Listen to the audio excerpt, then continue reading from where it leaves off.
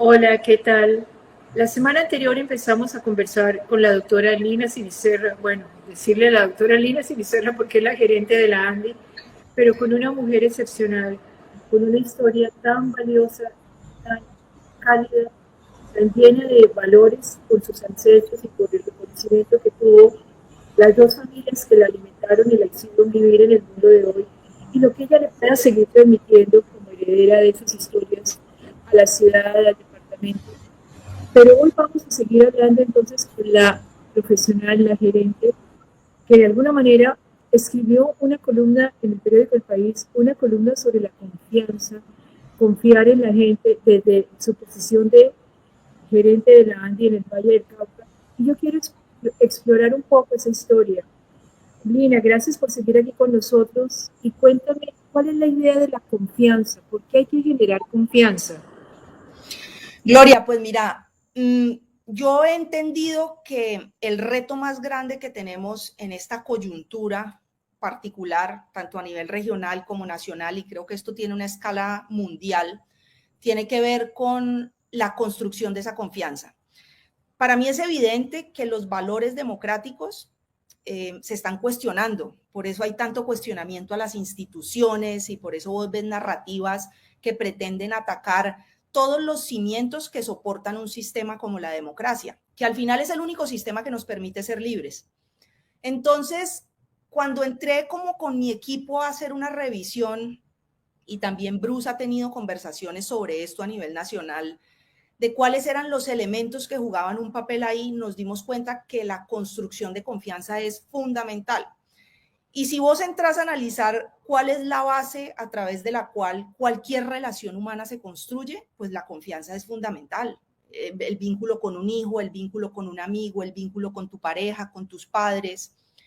Y pues cuando yo me doy cuenta que es fundamental que las empresas de nuestra región trabajen esos vínculos de confianza con la gente, pues empezamos a hacer un trabajo que nos permitiera profundizar en todas estas cosas. Y de alguna manera estos temas alrededor de la construcción de confianza pues se han vuelto fundamentales a la hora de hacer intervenciones en cualquier escenario. Y aquí muy breve te quiero hablar del podcast Temporada de Luciérnagas, porque básicamente ese podcast, y yo en esa columna hice una analogía sobre las luciérnagas y la confianza, y cómo uno puede pensar que una luciérnaga es pequeñita y realmente no tiene mayor posibilidad de dar luz, pero cuando vos unís muchas luciérnagas, realmente podés generar un brillo particular. La confianza funciona de la misma manera. En la medida en que nosotros desde el sector empresarial establezcamos unos vínculos de confianza con nuestros grupos de interés, con los colaboradores, con los proveedores, con otras empresas, pues vamos a poder construir una masa crítica que nos permita, yo creo, trazar las líneas de una sociedad distinta. Y esto se puede replicar pues a todos los niveles y estoy absolutamente convencida de que eso es así.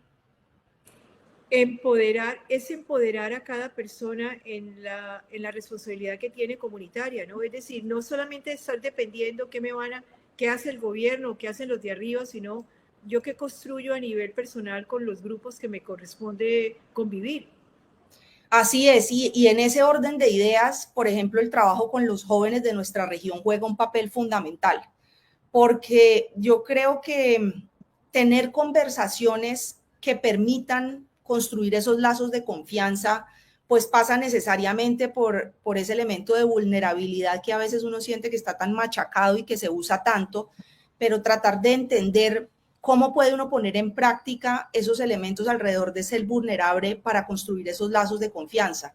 Y yo creo que en la medida en que el sector empresarial logre mostrarse pues realmente como lo que es, porque si vos tenés una conversación con el presidente de una compañía regional, te das cuenta que estás hablando con un ser humano.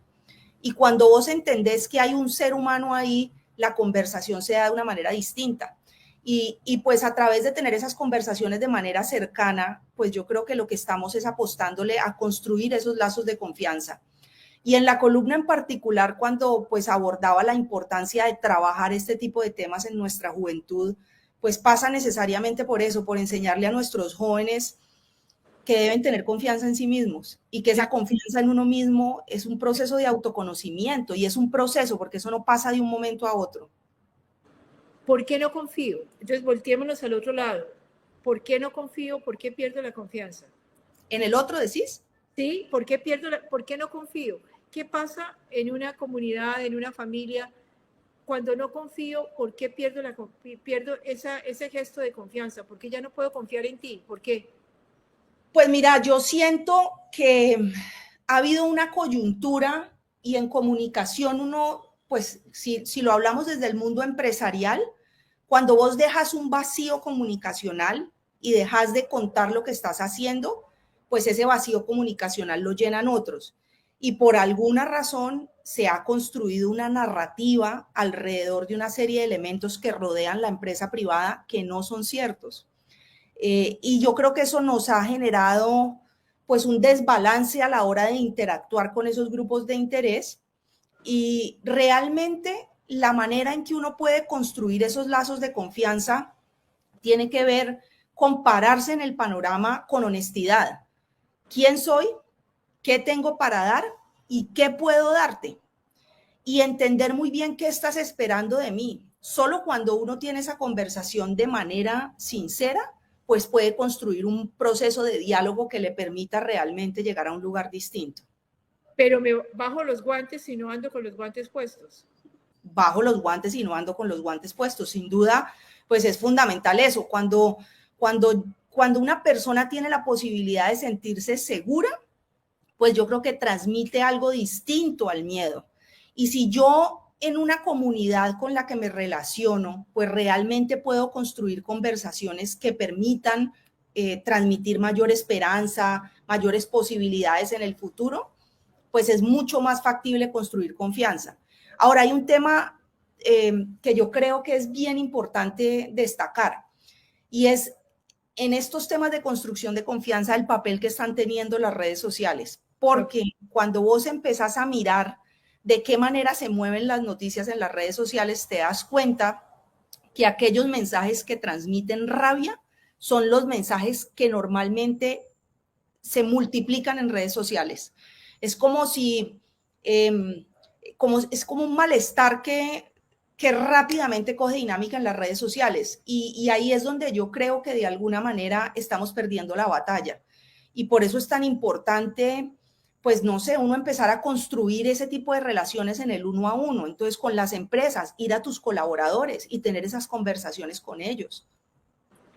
Lina, está demasiado hostil el medio ahora que vamos a empezar campaña o estamos empezando campaña política. ¿Tú crees que a través de eso que estás diciendo, motivar la rabia, el odio, eso se pega, eso se riega como gasolina y es una locura? ¿Eso nos conviene o habría que cambiar la forma de comunicarnos y de hablar y de mirar el futuro? ¿Qué va a pasar? ¿Qué le va a pasar al país y al mundo? Pero empecemos por nuestro país. Este clima de hostilidad, ¿a qué nos lleva? Yo no creo que este clima de hostilidad nos lleve a nada bueno. Realmente yo veo con mucha preocupación lo que está pasando. Yo veo que hay una serie de personas en nuestro país y en el mundo en términos generales interesados en traer narrativas que generan mucho malestar y amarrarlas a cosas que quieren hacer en el país. Y te doy el ejemplo, es decir, yo no creo que haya una sola persona que piense que todo lo que está pasando en Gaza es algo con lo que uno estaría de acuerdo. Pero de ahí a amarrar eso, por ejemplo, con el sector empresarial, eso es un sinsentido. Entonces traen ese tipo de causas para que generan malestar, para generar malestar y amarrarlas alrededor de una narrativa antiempresa que lo único que está buscando es hacer daño. Yo creo que en ese escenario el sector empresarial tiene que arreciar y poder contar todas las cosas que hace en pro del desarrollo de un territorio y de un país. Estamos trabajando activamente en eso y esa conversación pasa por tenerla uno a uno con los distintos grupos de interés. Y te hablo, por ejemplo, del grupo de colaboradores que uno tiene ahí. Y nosotros hacemos mucho seguimiento a distintas mediciones que nos permiten entender las cosas como están. Y Edelman hace un barómetro de confianza cada año que nos permite entender y saber muy bien los temas de confianza, cómo van. Y en ese barómetro lo que uno puede evidenciar es que hay confianza en los líderes empresariales, que las personas todavía creen en las empresas. Y entonces eso nos entrega un poder que al final termina siendo una gran responsabilidad. Y es un poder que en esta coyuntura, pues realmente nosotros tenemos que usar para poder contar las historias de lo que está haciendo el sector empresarial y poder ser una voz fuerte alrededor de todo esto que uno está viendo permanentemente, pues que lo único que trae es destrucción. Pero la actitud no es condenar, sino dialogar. Es decir, yo puedo igualarme y sigo vomitando o sigo o trato de conciliar, de generar confianza y de generar cuando no me respeten lo suficiente un mínimo de respeto. Tal cual, yo creo que entrar en un lenguaje polarizante y pararnos los dos en dos extremos no trae nada bueno. Nosotros tenemos una responsabilidad y la responsabilidad tiene que ver con construir. Los empresarios y las empresas del Valle del Cauca lo que saben hacer es eso y estamos concentrados en poder contar esas historias que nos permitan tener una posibilidad de mostrar un futuro hacia adelante y de seguir construyendo región y país. Lina, cuando tú escuchas esto que está pasando, lo vives y lo sientes, y como directora de la ANDI, ¿qué sentido le ves al proceso de la humanidad? Es decir, ¿cómo lo explicas? ¿Qué te preguntas para dónde vamos? ¿Soy optimista? ¿Qué pasa aquí, Lina? Pues mira, o sea, hacia afuera yo tengo que decirte que uno tiene que transmitir optimismo y siempre tiene que haber posibilidad de construir. Pero pues yo veo con mucha preocupación lo que están tratando de hacer. O sea, hoy yo estoy trabajando desde casa porque tienen un plantón convocado en las oficinas de la ANDI. Están atacando en esta oportunidad a la ANDI, pero esto es un ataque sistemático al sector empresarial. ¿Y por qué quieren atacar el sector empresarial? Por eso mismo que te acabo de decir yo alrededor de la confianza que generamos. Porque una vez ellos tengan el escenario en el que nadie confía en nadie, ya lo que se viene es una locura absoluta. El sistema democrático van es por eso. Es un fenómeno solo, Colombia solo. No, yo creo que eso es un fenómeno mundial. Yo creo que es un fenómeno mundial en el que, ay, no sé, es como un tipo de lenguaje que cada día es más polarizante y lo que está buscando es generar un caos y realmente hay momentos en donde uno siente que son más los que están haciendo el trabajo por generar caos que los que estamos haciendo el trabajo por tratar de construir un entorno distinto. No te pregunté en la intimidad que hablábamos la vez pasada, ¿cómo son tus creencias religiosas, Lina? Pues mira, yo no voy a misa. Yo, digamos, tengo reparos fuertes con la iglesia. Yo creo que ahí hay muchas cosas que tenemos que revisar, pero yo sí creo que hay una fuerza superior que de alguna manera nos rodea. Y yo permanentemente apelo a eso y a esa conexión divina que todos los seres humanos tenemos. Te lo pregunto un poco por si fueras historiadora, no sé, Esteban también, ¿cómo miran la humanidad para dónde va?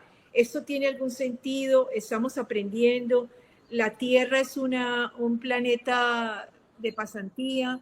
¿Estamos creando? ¿Cómo explicar un poco más profundo, no en la cotidianidad del ataque de hoy o algo, los líderes mundiales, cómo explican esto un poco desde una perspectiva más profunda, más religiosa, espiritual, no sé el nombre que le quieras Yo te poner? puedo hablar de lo que yo creo, ¿no? Y yo Sí. creo que eso al final termina siendo un llamado gigantesco a uno conectar con uno mismo, porque al final somos seres humanos y solo en la medida en que haya esa conexión con ese flujo humano, puede uno ser propositivo alrededor de lo que esté ocurriendo. Y yo creo que lo que uno evidencia es una desconexión absoluta eh, con esa esencia de lo que es la humanidad. Y cuando vos ves ¿Se ha los perdido actores, o nunca la hemos tenido? ¿Se ha perdido o nunca la hemos tenido? pues yo creo que, a ver, cada día hay más maneras, o sea, cuando vos ves, por ejemplo, el yoga, vos te das cuenta que hace cientos de años estas prácticas se les entregaban únicamente a unos pocos. Hoy en día hay mucho más acceso a vos entender qué tipo de prácticas hay que te permitan conectarte con uno mismo. La meditación, el ejercicio, los beneficios que hay alrededor de eso. ¿Una mente racional como la tuya, profesional, acepta la meditación? Totalmente. Para mí la meditación es una práctica fundamental. Es que yo no creo que uno tenga la posibilidad de estar sano y en sus cabales a menos de que tenga algún tipo de práctica que le permita a uno aquietar la mente un poco. Tienes unas, voy a decirlo desde acá, unas contradicciones grandísimas socialmente viendo, ¿no? Es decir, ¿cómo se juntan tantos picos en una misma personalidad, Lina? ¿Cuáles picos? A ver, medito, pero soy racional, manejo una empresa, manejo una gerencia Holandi, racional, fría, distante, números. No, pero justamente yo creo, mira, cuando yo me siento a ver las paradojas de la vida, se están ahí y me he preguntado mucho, pero yo qué estoy haciendo aquí, pues de pronto llevando algo de corazón y tratando de conectar y de aterrizar en un mundo que pudiera parecer frío, esto que es de lo que estamos hablando, y es llevar una conversación al mundo empresarial alrededor de la ¿Y te importancia oyen? ¿Te oyen? Sí, sí, ¿Eres yo la loca de la película o te oyen? no, pues yo no te voy a decir que tener una junta directiva en la que la mayoría son hombres es fácil. A mí me han hecho preguntas en esa junta directiva o me han hecho cuestionamientos que yo sé que nunca se los hubieran hecho a un hombre. Por ejemplo. No, en este momento, a ver, no, a veces cuando estoy haciendo presentaciones e intervenciones que yo digo, si yo no fuera mujer, sino que fuera hombre, no me hubieran preguntado eso. Nosotros de alguna manera todavía tenemos un sector empresarial muy masculinizado y por eso yo he ido llevando esa conversación alrededor de la importancia de visibilizar los liderazgos femeninos, promocionar esos liderazgos femeninos al interior de las organizaciones y además tener conversaciones que permitan acercarse más al elemento humano, que es todo esto que estamos conversando. Pero es una maravilla atreverte a hacer esto, es decir, siento que avalar un proceso de diferencia tan grande es muy, muy valioso, Lina. Pues mira, Gloria, yo ahí apelaría un poquito a una conversación que tuvimos hace unos minutos y tiene que ver con, yo siento que yo vengo de un hogar y he tenido unos ejemplos alrededor mío que me entregan de alguna manera una posta de algo que tengo que trabajar y yo creo en esa mística. Y yo estoy tratando de hacerle honor no solamente a las oportunidades que me ha dado la vida, sino a lo que he aprendido en esos hogares, de esos abuelos, de esos papás, y de poner un granito de arena que le permita a mi hija vivir un mundo que sea distinto. ¿Sientes que la más favorecida de todo este proceso, de todo este árbol genealógico va a ser Emma? No sé, pues yo pienso el futuro que le va a tocar a Emma y yo sí te tengo que reconocer que a veces me da una sensación de incertidumbre de qué puede pasar, el mundo cómo va a ser, pero yo siento que si analizo lo que fue el ejercicio de paternar y maternar de mis padres y a su vez de mis abuelos, pues yo hoy tengo unas herramientas que ellos no tenían y eso me ha permitido entregarle algo distinto a mi hija. Pero vos sos psicóloga, Gloria, y vos sabés que pues que uno necesariamente va a tener retos y cosas que le va a tocar descifrar y pues Emma tendrá los de ella. ¿Cuáles van a ser? Pues eso está por verse. ¿Qué te falta en la vida, Lina? A ver, pues sí, uno tiene sueños, ilusiones. ¿Qué sueño tendría? ¿Qué me queda faltando? ¿Qué quisiera seguir haciendo o me faltaría por empezar?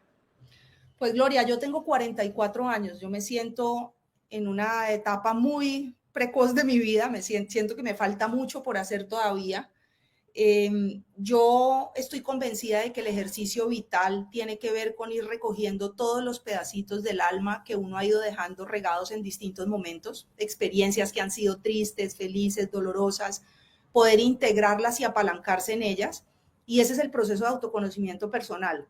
Entonces yo espero poder efectivamente hacer ese proceso de autoconocimiento, tener la fuerza para poder identificar cada cosa que me pase hacia adelante como eso que te estoy diciendo, porque sin duda hay cosas en la vida que pueden ser muy dolorosas, creo yo. No traicionarme a mí misma en eso y poder entregarle a mi hija herramientas que le permitan no solamente servir, porque uno tiene que ser una punta alrededor de un rompecabezas que permita un planeta que esté mejor, y tener herramientas para tener ese proceso de autodescubrimiento personal. ¿Sueño con ser alcaldesa de Cali? No, sabes que yo salí un poco desinflada de ese ejercicio. Yo te decía hace un rato que para mí fue muy difícil entender lo transaccional. ¿Cómo es posible que yo tuviera gente que entrara a mi oficina a decirme que no iba a hacer tal cosa que iba a beneficiar a la ciudad a menos de que yo le entregara tal otra cosa. Y cuando uno está de alguna manera gerenciando lo que es de todos, tiene que tener unos niveles de responsabilidad gigantes. Pero entonces cuando uno no accede a eso, está sometido a una serie de ataques que pueden ser de todo tipo. Y a mí me costó mucho, yo siento que me falta un poquito de piel de elefante para tomar la decisión de meterme en una cosa de esa envergadura, pues que a veces lo que busca es acabar con otros, ¿no? Sí, sin lugar a dudas. Entonces, no hay, Yo sí debo decirte, Gloria, que yo siento que tenemos una responsabilidad de tener una voz y de ser vocales. Y eso es lo que yo trato de hacer. No es que yo me voy a marginar de la conversación. Aquí estoy desde el mundo empresarial aportando lo que creo que puedo aportar. ya. ¿Quisieras estudiar algo más? Sí, me encantaría. A mí, por ejemplo, me encantaría estudiar psicología, porque yo creo que conocer el ser humano es tan importante, es fundamental. De hecho, hice un diplomado en estos días de psicología transpersonal, donde el sujeto de estudio es uno mismo y eso le permite a uno pues tener conocimiento. Me encantaría eso y bueno, pues seguir aprendiendo. Aprender yo creo que es un proceso de toda la vida. Si pudieras escoger una persona, así, y te lo estoy poniendo muy, muy contra la pared, una persona que marcó tu vida, que haya marcado tu vida, una, solo. Yo sé que tienes miles, pero una. Yo diría que mi abuela, ¿sabes? Es que fue una mujer excepcional, fue una Sí. mujer excepcional. Su historia es realmente ahí bien, bien valiosa, ¿no? Me acompaña un montón ella en muchos momentos, en meditaciones, en presencia, en cosas que pasan que yo digo, aquí está mi abuela. La siento una cantidad. Y vos sabés que el día de mi nacimiento, ella fue la persona que me recibió a mí. Ah, no te lo puedo creer. Y en alguno de esos procesos de meditación, yo sentí mi mirada de bebé clavándose con sus ojos y ahí se generó un vínculo, pues que mira, me sigue acompañando. Sin lugar a dudas, y siempre se ha dicho que la abuela y la nieta tienen más que la madre a veces, la abuela y la nieta, los ovarios de la abuela contienen los de la nieta, hay unas explicaciones bien interesantes. Pero Lina, es una historia muy, muy chévere, muy humana, muy reivindicativa y con muchas expectativas de que las cosas pueden ser diferentes si hay una mirada como la tuya en el mundo empresarial y en el mundo racional. Quiero agradecerte de corazón esa metida en tu rancho de esa manera tan fuerte, pero ha sido muy interesante y espero que la gente que nos escuche y nos ve puedan disfrutarlo y aprender tanto como lo que nos has transmitido hoy. Muchísimas gracias, Tina. Gloria, a ti, tú sabes que hay un vínculo, pues tu hijo Juan Carlos es gran amigo mío, crecí con él y bueno, mi papá gran amigo de tu esposo de cosecha, entonces te admiro tu trabajo, la manera en que miras la vida y bueno, muchas gracias por este espacio y espero pues a las personas que nos están oyendo les guste esta conversación. Gracias, Lina, a ti y a ustedes muchísimas gracias, que la pasen bien.